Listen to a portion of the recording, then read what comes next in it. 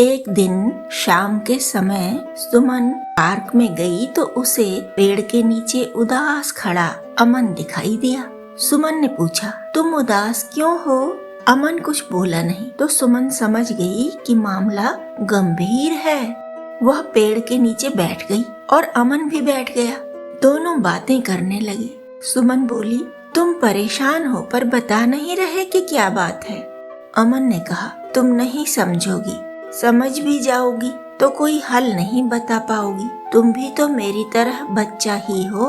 सुमन ने कहा, बच्चे भी टेंशन झेलते हैं, इसलिए बच्चे भी हल ढूंढ सकते हैं। नहीं ढूंढ पाएंगे तो मम्मी पापा से पूछेंगे। अमन बोला, यही तो मुश्किल है। मम्मी पापा को यह अच्छा नहीं लगता कि घर की बात बाहर किसी से बताई जाए।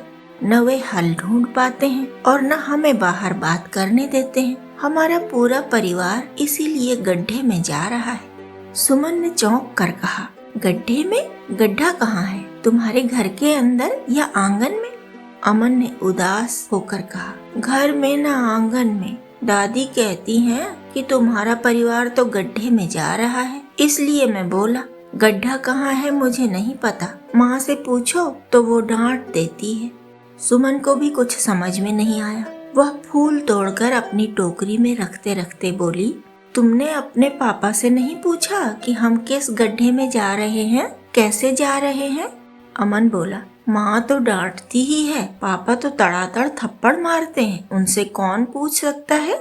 पास खेलते बच्चों ने कहा, ए अमन, सुमन, आज तुम लोग खेलोगे नहीं क्या? अमन बोला, मैं तो नहीं खेलूंगा।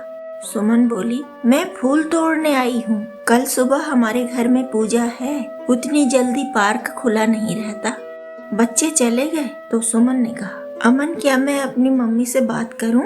हो सकता है उन्हें पता हो इस गड्ढे के बारे में।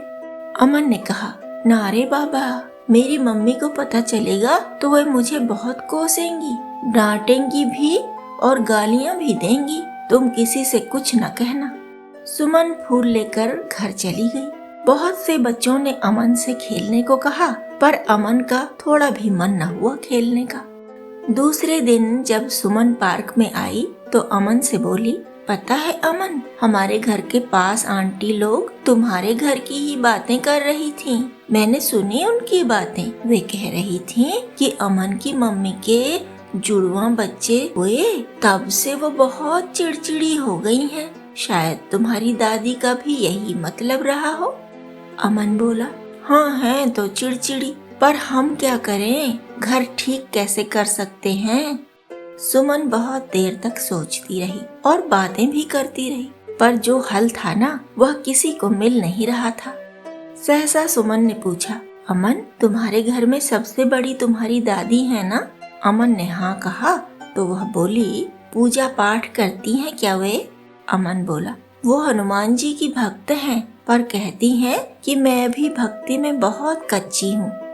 सुमन ने कहा, तो तुम क्यों उदास होते हो? मांस अंडा तुम लोग खाते नहीं। दादी की प्रार्थना सुनेंगे भगवान जी। वे जो मांगती होंगी परिवार के लिए ही तो मांगती होंगी ना। अमन ने कहा, हाँ, वे हमेशा घर के भले की ही प्रार्थना करती हैं। सुमन बोली, सब लोग कहते हैं ना कि जो अच्छे लोग होते हैं दूसरों का बुरा नहीं करते, मांस अंडा शराब नहीं खाते पीते, उनकी प्रार्थना सुनते हैं हनुमान जी। तुम्हारी मम्मी कमजोर हो गई हैं, इसीलिए चिड़चिड़ाती होंगी। अमन ने कहा, पर हल कहाँ है, हम करें क्या? सुमन ने कहा, बच्चे मम्मी पापा की सहायता कर सकते हैं छोटे छोटे काम में, और प्रार्थना भी कर सकते हैं भगवान से। तुम भी ऐसा करो। अमन की आंखें चमक उठी। हाँ हाँ, ऐसे ही हल होगी हमारे घर की समस्या। मम्मी को आराम मिलेगा तो वे चिड़चिड़ी नहीं होंगी, फिर दादी भी खुश रहेंगी और पापा भी। सब खुश रहेंगे तो मैं भी खुश रहूंगा। बहुत दिन के बाद पार्क में अमन और सुमन मिले तो सुमन ने पूछा, अमन, तुम्हारी मम्मी कैसी हैं? अमन बोला, बहुत ठीक है, अब तो बहुत कम चिड़चिड़ाती हैं। सुमन बोली, दादी भी अच्छी होंगी ना? अमन ने कहा, हाँ, अब वो खुश रहती हैं। मैं काम करता हूँ मम्मी के साथ, प्लेटें धो देता हूँ, मम्मी सब्जी या खीर पकाने के लिए रखती है और मेरे जुड़वा भाइयों में से कोई रोने लगता है तो मैं रसोई में चला जाता हूँ। मम्मी जैसा बताती है ना वैसा करता रहता हूँ, करछुल चला देता हूँ। मम्मी कहती है अब तो बड़ी राहत है। अमन हाथ बंटाने लगा है। सुमन ने पूछा और वो गड्ढे वाली बात अब भी कहती हैं क्या तुम्हारी दादी कि यह घर तो गड्ढे में जा रहा है? अमन ने कहा नहीं नहीं अब नहीं कहती, वो भी मम्मी का कुछ न कुछ काम कर देती हैं कभी कभी, जो भी उनसे हो पाता है। पता है सुमन, कल हम तालाब पर घूमने गए थे, खूब सारी चिड़िया देखी हमने, बड़ी प्यारी प्यारी लग रही थी, तालाब में तैरती थी, उछलती थी। दादी बोली अमन तेरी माँ 4 साल बाद घर से बाहर निकली है, देख लो कितनी खुश है। सच में मम्मी को खुश देखकर मुझे भी बहुत अच्छा लगा। हमने धरती मैया और उसका भैया फिल्म भी देखी। कई बच्चे अमन सुमन के पास आए, वे बोले तुम चबूतरे पर बैठकर क्या कर रहे हो, चलो खेलने। सुमन तुमने फूल चुन लिए कि नहीं?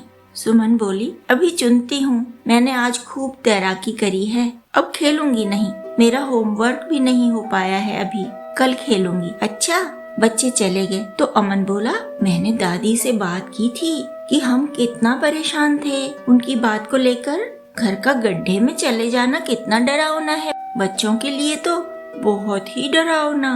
दादी दुखी हुई सुनकर और बोली माफ कर दे अमन, मैं इतना सोच ही नहीं पाई कि मेरी बड़बड़ तू भी सुनता है, तुझ पर बुरा प्रभाव पड़ेगा, इस ओर मेरा ध्यान ही नहीं गया। तेरी माँ की चिड़चिड़ से मेरी बड़बड़ और बढ़ जाती थी, हमारा हाल देखकर तेरे पापा की झुंझलाहट भी बढ़ती जाती थी और तुझ पर मार पड़ जाती थी।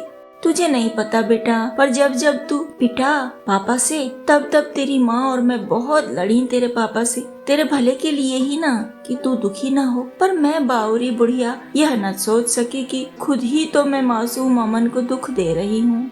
तेरी माँ को भी दुख हुआ होगा, जा उससे भी बात कर ले। सुमन ने पूछा तुम्हारी मम्मी ने सुनी थी तुम्हारी बात?